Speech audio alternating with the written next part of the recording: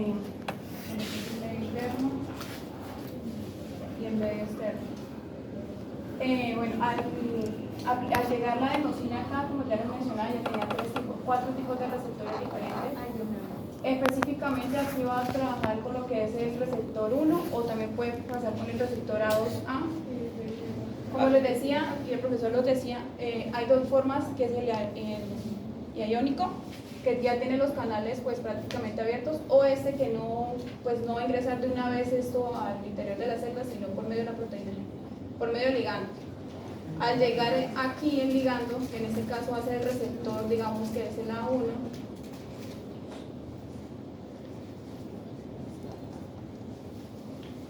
bueno, antes de explicarle eso, bueno, en este momento la proteína G se encuentra inactiva.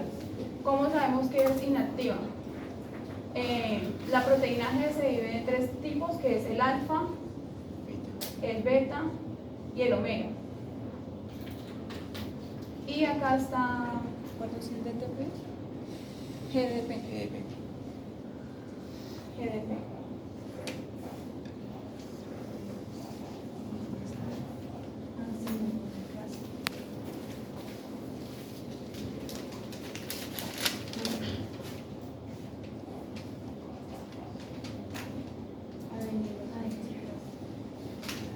Bueno, aquí en este momento la proteína está inactiva. Al llegar el ligando al medio extracelular y hacer contacto con ella, hace que esta proteína pase en estado inactivo. ¿Cómo pasa de ese estado inactivo a activo? Estas 2 proteínas, que es la beta y la alfa, ya no van a estar aquí, sino que se van a adherir a esta enzima que es la adenociclasa.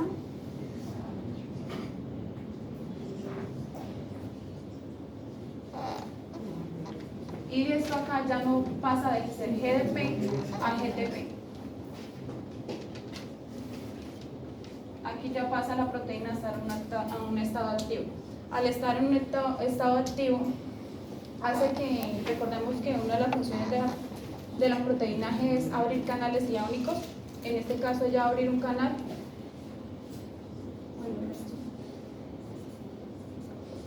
Ella va a abrir un canal para que por medio de ese canal se forme un canal de potasio y liberando potasio al medio extracelular para pasar por un proceso de despolarización y así mismo pues producir lo de que es la vasoconstricción y retrasar este proceso en el nódulo atrioventricular.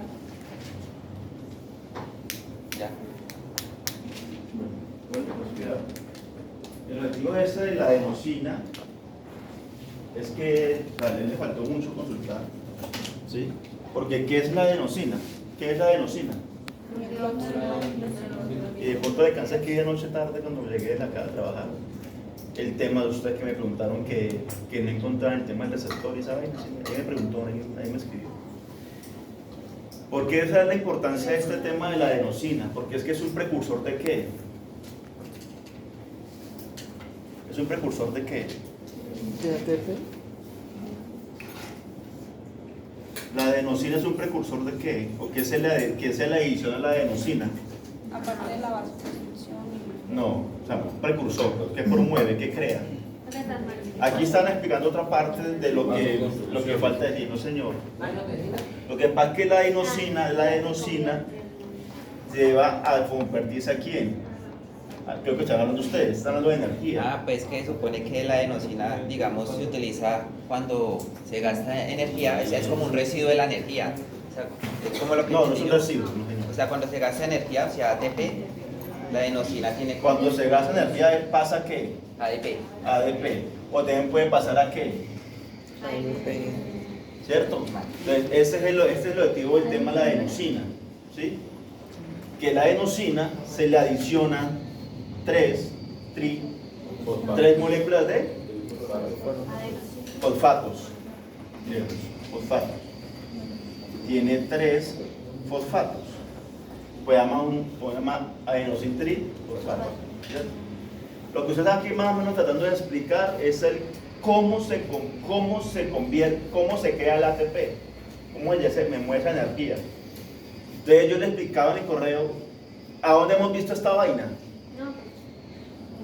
En lo que hemos estudiado. ¿cierto? En lo que hemos estudiado. Si esta vaina no existe, pues no hay función celular, porque ¿qué hace? Entregarnos energía a la célula, ¿sí? ¿Y qué hace? Como son purinas, en general las purinas, ¿qué hacen? Generan cambios en la célula, ¿sí? A favor de ella o en contra de ella, ¿sí? Entonces, ¿qué se hace ese ATP? Entonces le explicaba, tenemos la bomba de sodio y potasio, ¿sí? ¿Cierto? ¿Qué hacía ella? Que la adenosina se pegaba aquí a un canal, ¿cierto? Dice el dibujito, ¿cierto? Que están aquí las tres bolitas que llegaban y se pegaban al canal, ¿cierto? ¿Para qué? Para dar energía, para energía. Entonces, cuando ella entrega energía, ¿qué hace? Estas dos moléculas se van, se retiran. Por favor. Estas dos moléculas se retiraban, ¿cierto? Y se quedaba un fosfato pegado acá, ¿cierto? ¿Qué es el fosfato? Es el, ahora sí como decirlo, como el residuo o la entrega de baja energía, ¿sí? Esto está cargado de energía, me liberé y le entregué un fosfato. Y dejé, dejé la respuesta a la energía acá, ¿sí? La entregué. Ese fosfato que permitía ese canal, que se me abriera, ¿cierto? Para que este potasio se pudiera salir, ¿cierto?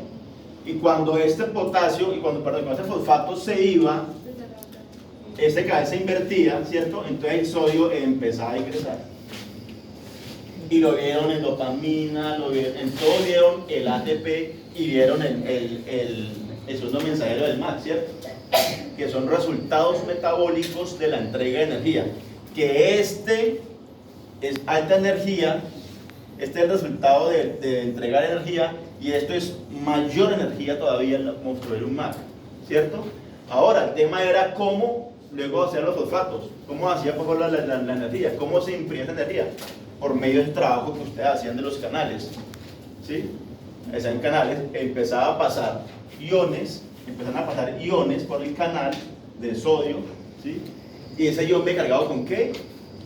Positivamente. Entonces, al ingresar ahí, por decirlo así, como una turbina ahí dentro, extraía esa energía y la convertía en kilocalorías, que es lo que tenemos últimas, que es el ATP, ¿sí? Entonces, el objetivo de ustedes era decir de dónde la adenosina, para qué sirve, porque es que ese es el proceso. Por eso no puse ATP, porque es que de ahí era para repetir lo mismo. O sea, de aquí va a arrancar para producir ATP. ¿Listo? Ahora lo del corazón no lo entendí mucho. Yo creo que ellos se involucraron de cuando se inyecta adenosina. O sea, ¿para qué sirve la inyección? Sí, pero estamos hablando molecularmente. Ese era como el caso que les puse como para meter algo más, que no es el de la clase. La adenosina sirve para los ritmos cardíacos, para darse cuenta de taquicardias. Sí, para hacer un ritmo sinusal. sinusal. Eso era lo que Sí, eso era como les puse para que, pero lo que me interesa es molecular, porque estamos en lo molecularmente, cómo está trabajando eso. El ATP, o sea, quiero mirar es para que ustedes que están viendo ATP por todo lado y ADP, y esa vaina qué es, ATP y qué es, y ADP qué es, y ese MAC qué es, ¿cierto? ¿Y de dónde sale esa vaina? Bueno, sale de acá, ¿sí? Sale de acá, de la salida de la quema de 3 fosfatos más la adenosina, ¿sí? Eso llama resultado ATP. Y cuando él empieza a entregar esa energía, empieza a perder moléculas y deja solamente un fosfato pegado a donde entregó la energía, ¿sí? A donde entregó la energía. ¿Y cuándo se quema energía? Todo el tiempo, ¿sí? Todo el tiempo estamos buscando energía. Era más o menos lo que tienen que explicar. ¿Y eso ocurre ahí, profe, en los...? Lo que está hablando aquí es la formación. Eso ocurre en fenómenos. Pónganle pues cuidado. Ellos aquí le dan una parte importante a ustedes. Yo se les describí que la proteína G, ese tema que la compañía les dio ahí, involúcrenlo. Yo les lo dije muy rápidamente cuando lo dibujé. Cuando estamos dándole metabotrópico, ¿sí? Que es proteína G. Yo les decía que esa proteína G es tridimensional. Cuando habla de tridimensional, ¿sí? Que tiene estas tres, y ustedes van a ver lo que vieron en los ejercicios, vieron que una de esas proteínas se venía y había canales, ¿cierto? Es eso lo que quiso decir ella ahí, y meta al sistema de ustedes la proteína G, ¿sí? ¿Qué es lo que hace? Cuando esa proteína no se llega para allá y no abre canales, pues sigue para acá y entra a la célula y empieza a dar órdenes. ¿Por medio de qué? Del AM cíclico, ¿cierto? Porque es el segundo mensajero el que potencia la señal, que viene de un proceso de proteína, ¿sí? De energía. Entrega ya. Profe, ¿la MC es el mismo AMP? Es que depende si es AMP, AMC, hay varios, ¿de acuerdo? Hay varios. Y todos tienen una función similar. Sí, similar. Ok. Es del mismo grupo. ¿Sí? Entonces, en grosso modo, pues aquí no vamos a volver a grosso modo es un segundo mensajero. ¿Sí? Un segundo mensajero. Es un segundo mensajero ¿sí? Entonces, simplemente él, en la dopamina lo vieron mucho, en la epinefrina lo tengo que haber visto mucho esta función. ¿Sí? Porque en la dopamina vieron que el ATP tiene una función vital cuando convertía a MAG, ¿cierto? Lo van a ver ahorita con ellos. Le faltó mucha búsqueda de la información. Buenos días, compañeros, hoy les voy a explicar el neurotransmisor GABA. Primero hay que aclarar que GABA son sus siglas en inglés, ¿verdad? Es el ácido gamma aminobutírico. El grupo está conformado por los ya presentes. Bueno, Natalie, Jennifer, Yaira y mi persona, el que está hablando, Javier Santiago.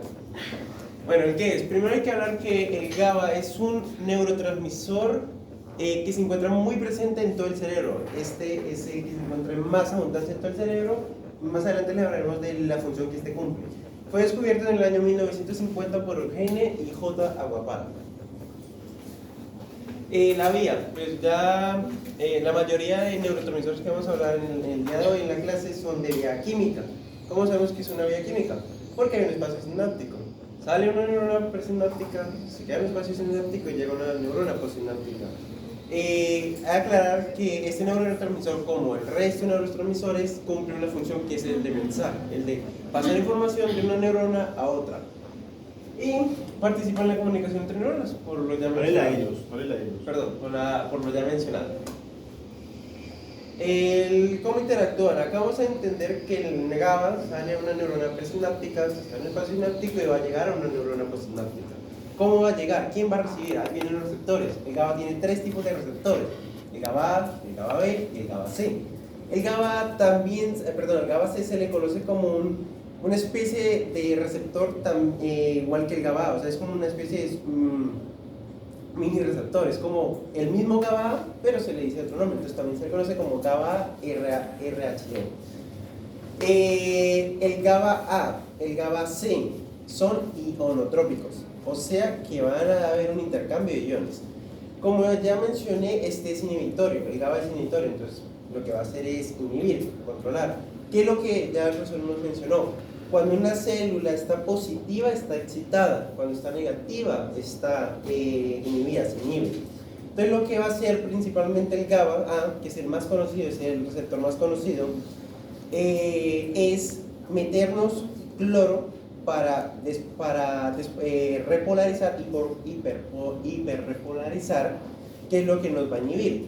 Posterior a eso vienen los GABA B, que son metabotrópicos, que lo que va a hacer es a través de la acción de una enzima de una proteína G, me va a abrir un canal de potasio. Metiéndome potasio, lo que va a hacer que este se despolarice. He de aclarar también que el GABA A tiene una correlación con las benzodiazepinas, que las benzodiazepinas se utilizan como calmantes. El efecto sobre el paciente, pues como ya dije, el GABA tiene un efecto inhibitorio. Entonces lo que va a hacer es controlar, va a relajar. Entonces cuando estamos en situaciones de estrés, de ansiedad o miedo, porque hay estudios que han hablado sobre el miedo, lo que va a hacer el GABA es controlarme, es inhibirlo. Pongo el ejemplo claro. Usted está acá exponiendo y imaginemos que está el profesor de fisiología mirándome fijamente. Entonces uno entra en una situación de estrés, de tensión. Lo que hace el GABA es inhibirme esto, controlar esa tensión para no entrar en shock. El GABA también se tiene que sintetizar, gracias. El GABA no está funcionando. Sintetizar. Esto se hace a través de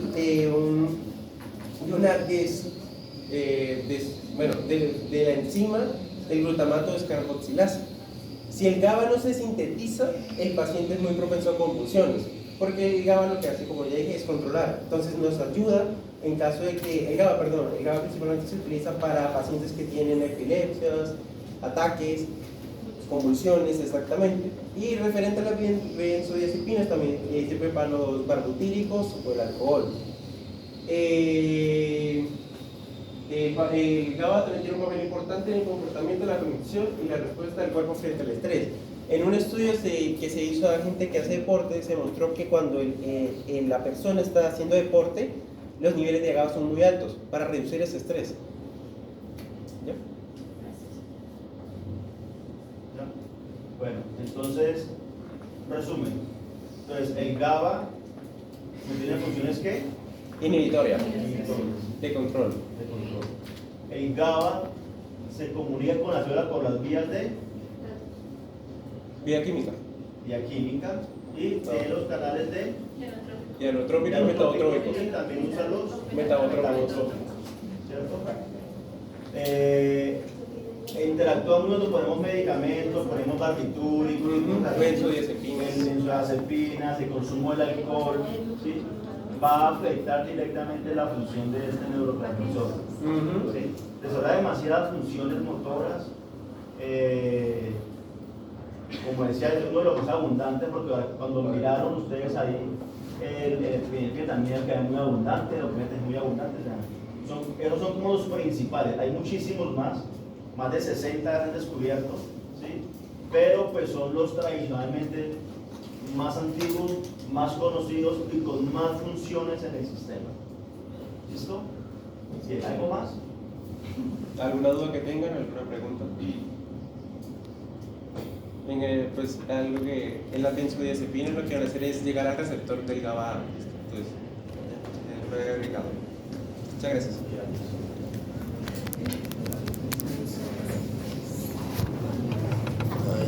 Hubiera sido bueno hubiera mostrado toda la cascada neurológica. Pero que cuando las benzodiazepinas entran, sí que ellos entran a funcionar en dos receptores gamma y alfa. Sí, lo que pasa es que le faltó mucho. Pero que hablan únicamente que ellos solo funcionan por 15 minutos, pero se habla de sedante. Pero yo entendí que los barbitúricos funcionaban en 4, Sí, es que era para poder ingresar más hay fluido para que no haya, sí, no haya le falta mucha sinapsis. información. Sí. O sea, hay unos comportamientos de recepciones de GABA. Ajá. ¿Sí? Y dependiendo de quién está trabajando, va a mirar si está en el alfa, en el beta, en el delta. Dependiendo de eso y de qué ion está entrando, ¿sí? Como es inhibitorio, pues por eso entra en cloro, porque es negativo y va a inhibir células, va a hiperpolarizar. ¿Sí? Entonces, dependiendo de cómo se llega el neuroreceptor, quién lo está recibiendo, pues así mismo se va comportando ese neurotransmisor en el sistema. También me faltó demasiada información, me faltó, o sea, no estoy viendo, por otro grupo no sé, si no están metiendo toda la cascada en la neurona, que es lo que le interesa saber a ustedes. Cómo ese GABA está entrando, cómo se está moviendo en las vesículas, cómo se está expulsando. Cuando ellos, cuando son ionotrópicos, no se manejan los gamma, beta y estos, o también se Sí, se manejan. Sí se manejan. ¿Qué es el tema? ¿Qué es el tema? Sí, ¿qué es el tema? El tema, mire, para que no se confundan con el tema ionotrópico y metabotrópico. Simplemente es quién está generando el cambio en la célula. ¿Quién? Si eso se empezó por voltaje o si se vino por una proteína. ¿Sí? Es para eso, para ver quién de estos, en últimas, quién de estos vino a desarrollar el potencial de acción de la célula o vino a inhibir la célula o, como he dicho, a hiperpolarizar la célula. Que recuerda que aquí no hablamos de repolarización, ¿cierto? Hablamos antes de despolarización y la hiper, no tiene más cambios. O se excitó o se inhibió, ¿sí? Ella no tiene espacio para repolarizar como lo hacíamos de pronto cuando con la eléctrica. Ellos son ¿sí? excitatorios. Exacto. Entonces es eso. Eso es para entender la vía que le está entregando y por dónde ella se va a funcionar, ¿sí? Ese es el gran tema del metabotrópico, porque en últimas vimos que el metabotrópico me puede activar vías de canales. Pero los canales beta, gamma y eso están en el metabotrópico. El metabotrópico. También el ionotrópico. No solo se manejan. No, en las el proteínas. metabotrópico. ¿Sí? Entonces depende de eso. Entonces, él me puede abrir canales también. Si eso se va, Si eso está aquí entró por proteína, pero va a ser una inhibición, entonces me va a abrir canales. ¿Y qué va a entrar? Va a entrar cloro. ¿Sí? Voy a bloquear, voy a inhibir esta vaina, voy a bloquear, la voy a cerrar. ¿Sí? Entonces va a hacer eso. Entonces, a la parte farmacológica, pues hay que empezar a mirar todos los anillos de cómo se está ubicando, a ver en cuál anillo está el medicamento que se va a poner. ¿Sí? Me faltó mucho, fue esos temas. No sé, para los que siguen, ¿han puesto toda la cascadita? Sí. No. Digo que tienen que entender de dónde se está formando. O sea, ¿cuál fue el recorrido? O sea, tenían 8 días. Buenos días, compañeros. La conclusión que nos correspondió el glutamato, también fue conocido como ácido glutamínico. Entre las generalidades encontramos que pues, es el principal neurotransmisor excitatorio del sistema nervioso central de los mamíferos. También se dice que este es el neurotransmisor excitador universal. En cuanto a la energía que él consume en el cerebro, a él le corresponde el 80%. Bueno, este se dice que proviene del alfa-cetoglutarato y la glutamina, que más adelante ya en el ciclo como tal ya se la vamos a observar.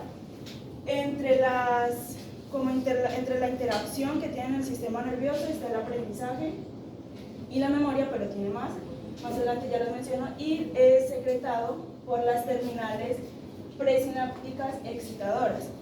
También se dice que este es producto de la mayoría de las neuronas glutamatéricas. Bueno, en cuanto a la ubicación, se encuentra distribuida en neuronas y células gliales. La función es facilitar y agilizar la comunicación entre diversas células nerviosas.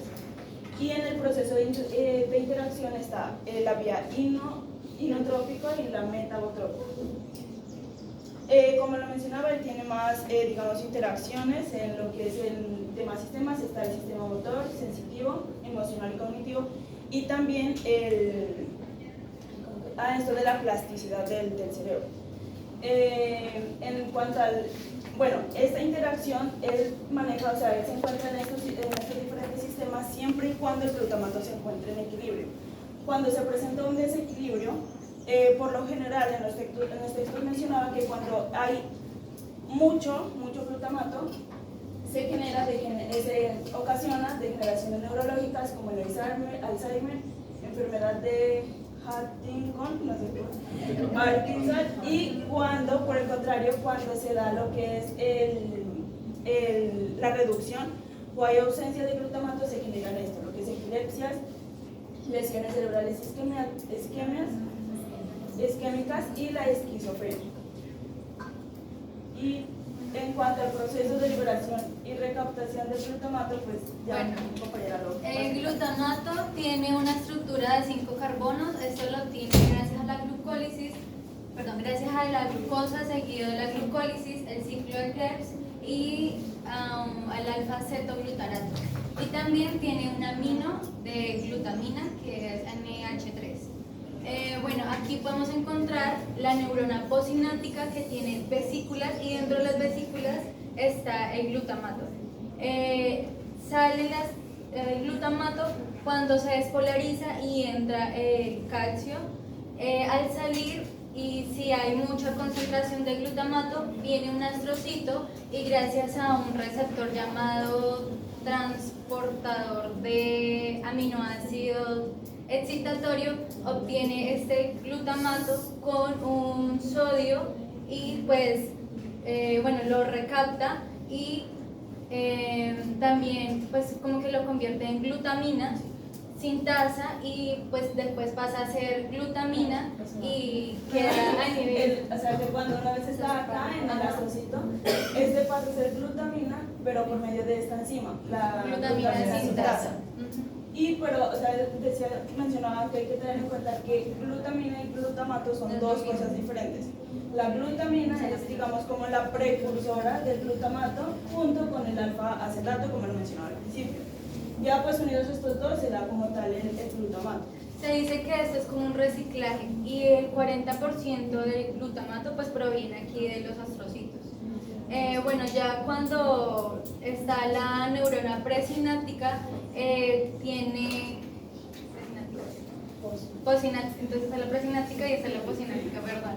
Entonces, esta neurona posináptica tiene receptores ionotrópicos, los dos principales, el AMPA y el NMDA.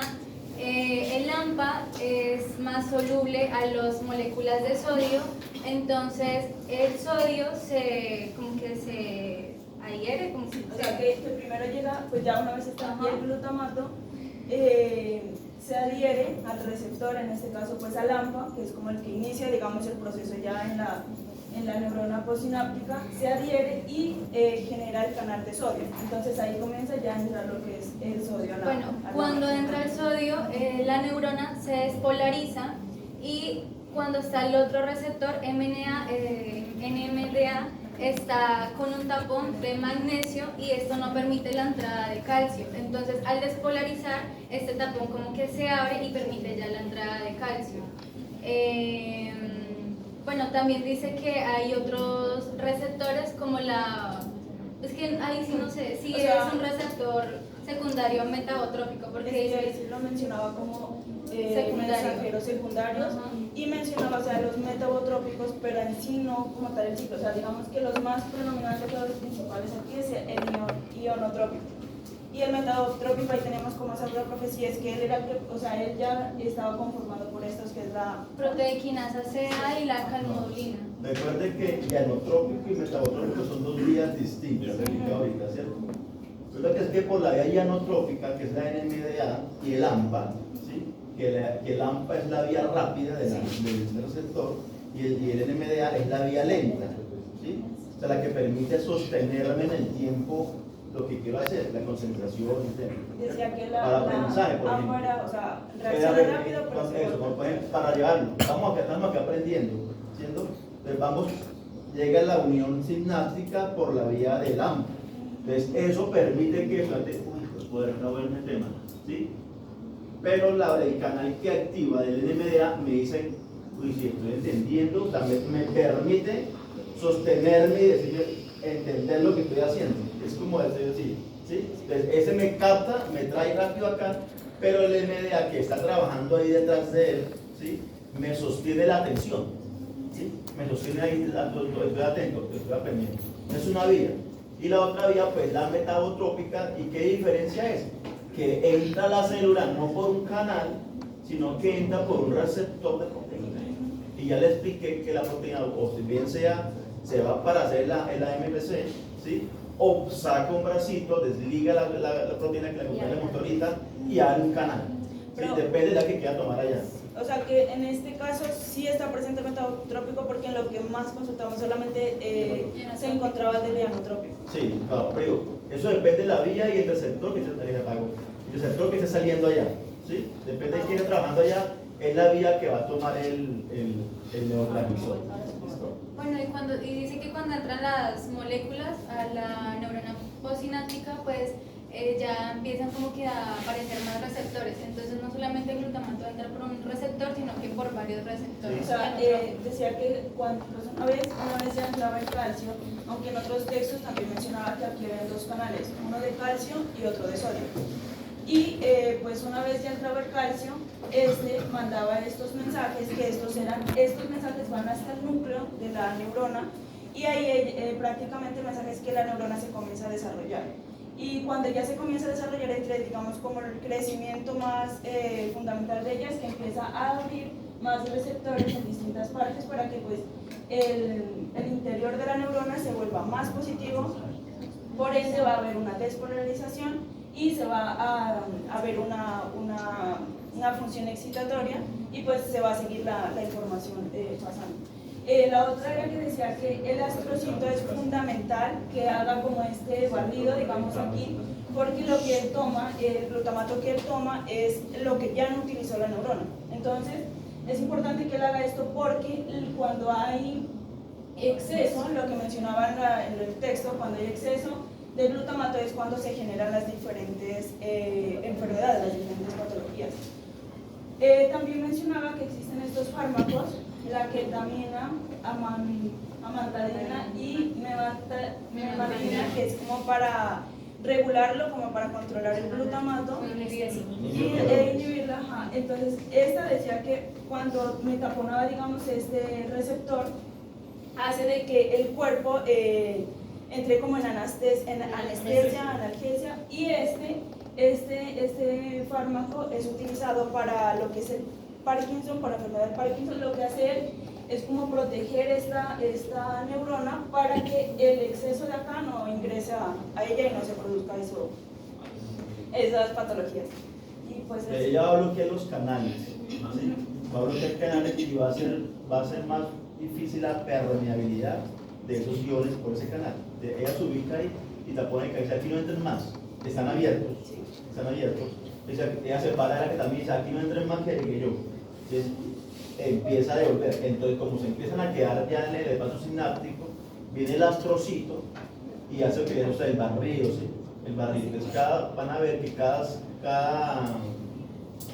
cada neurotransmisor pues tiene su molécula o su enzima especializada en extraer ese producto que nos utilizó, o ese neurotransmisor que está quedando ahí. ¿Por qué lo hace? ¿Por qué quita eso de ahí? Del estado sináptico. ¿Por qué lo quiere quitar? Para evitar patologías, que se desencadenan patologías y más que todo la muerte neuronal, decía. Él quiere quitarlas porque si no las quito, pues sigo estimulando la célula posináptica, ¿sí? Entonces esa vaina ahí, llegó lo que necesitaba y lo que me está sobrando lo tengo que sacar de circulación, porque si no me sigue estimulando la célula posináptica. Entonces por esos mecanismos de reciclaje, yo le decía la pasada, de sacar la basura, lo que no sobró, vamos a sacarlo y le expliqué varios mecanismos. Este es un mecanismo aparte de lo que expliqué, es un mecanismo que es propio de ese neurotransmisor, que es para llevarlo al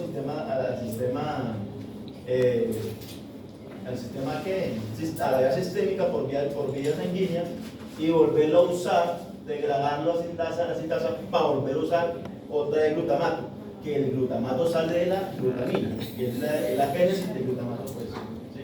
Entonces, él hace eso. Aparte de eso, también están los mecanismos que la verdad es pasada, de la vía linfática, de la reabsorción, de las proteínas pegadas en la membrana, también destruyendo, pero el especial del neurotransmisor es el que hizo Marcelo ahí.